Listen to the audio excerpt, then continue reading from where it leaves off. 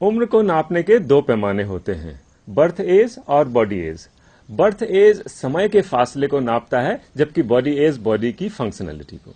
इसे इस तरीके से समझिए, दो लोग एक साथ कार खरीदते हैं, उनमें से एक अच्छे तरीके से मेंटेन करता है, चलाता है और 5 साल बाद भी उसकी कार नए के जैसी है।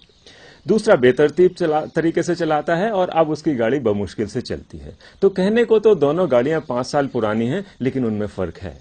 ऐसा हमारे साथ भी होता है। हमारे बीच कई ऐसे लोग मिल जाएंगे जो उम्र दराज हैं और जवानों के जैसा जोश रखते हैं। दूसरी तरफ कई लोग मिलेंगे जो जवानी में ही ठंडे पड़ गए हैं। तो बर्थ एज सरकारी नजरिए से इंपॉर्टेंट हो सकता है, लेकिन जिंदगी के खेल में बॉडी एज ही इंपॉर्टेंट है। आज हम इसी की बात करने वाले हैं कि बॉडी एज क्या है और इसको कैसे कम या रिवर्स किया जाए।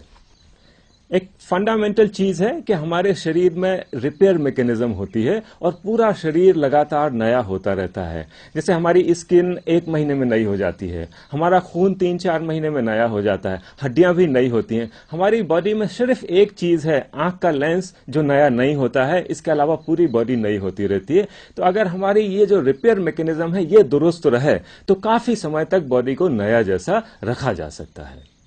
इसके लिए 3 चीजें इंपॉर्टेंट हैं, बॉडी का यूज, न्यूट्रिशन और हमारा बिहेवियर। बॉडी यूज इसलिए क्योंकि बॉडी यूज करने के लिए बनी है, रखने के लिए नहीं। तो अगर हम बहुत समय के लिए एक जगह बैठे रहते हैं तो एजिंग प्रोसेस फास्ट हो जाती है। हमें चाहिए कि कम से कम हम 2 से 4 घंटे तक फिजिकली एक्टिव रहें, और हम अगर चाहते हैं कि हमारा एजिंग वाकई स्लो हो या थोड़ा रिवर्स हो तो हमें 4 से 6 घंटे तक फिजिकली एक्टिव रहना चाहिए। थोड़ा ज्यादा भी एक्टिव रहा जा सकता है, लेकिन बहुत ज्यादा फिजिकल एक्टिव रहने से 10, 12, 16 घंटे काम करने से भी कुछ नहीं होता, बल्कि थोड़ा शरीर को नुकसान ही हो सकता है। जहां तक न्यूट्रिशन की बात है तो खाना बैलेंस तो होना ही चाहिए, लेकिन क्वांटिटी का बड़ा इंपॉर्टेंट है। अगर हम थोड़ा सा कम खाते हैं, 15-20% कम खाते हैं, तो हमारा जो बुढ़ापा है वो 10-15 नहीं बल्कि 25-30 साल तक पीछे खिसक सकता है। और अगर हम थोड़ा ज्यादा खाते हैं तो वो जल्दी आएगा। टेक्निक आजकल पॉपुलर हो रही है ऑटोफैगी, जिसमें 72 घंटे तक निराहार रहते हैं। कहते हैं कि ये करने से पूरी बॉडी रिबूट होने लगती है और शरीर नया होने लगता है। तो अगर हम चाहते हैं कि हमारी एजिंग स्लो हो या एज रिवर्स हो तो इसे भी महीने में एक बार किया जा सकता है। हमारे बिहेवियर या हमारे मन में क्या चल रहा है, इसका भी एजिंग पे बड़ा असर पड़ता है। यदि हम सेल्फ सेंटर्ड हैं तो इलनेसेस हमारी तरफ आती हैं, और अगर हम सबके बारे में सोचते हैं तो वेलनेस।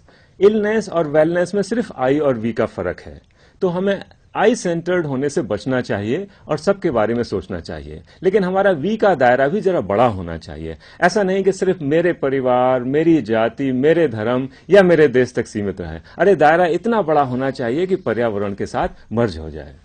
जीन्स का भी एजिंग पे फर्क पड़ता है। कई लोग हैं जो खानदानी तौर पर बड़ा लंबा जीते हैं, लेकिन उसकी चर्चा करने का अब कोई फायदा नहीं, क्योंकि हम ऑलरेडी पैदा हो चुके हैं। तो किया वो जाए जो हो जाए, और कोशिश हमें ये ऐसी करनी चाहिए कि 100 बरस की उम्र तक हमारी जो बॉडी एज है वो 40 के अंदर रहे।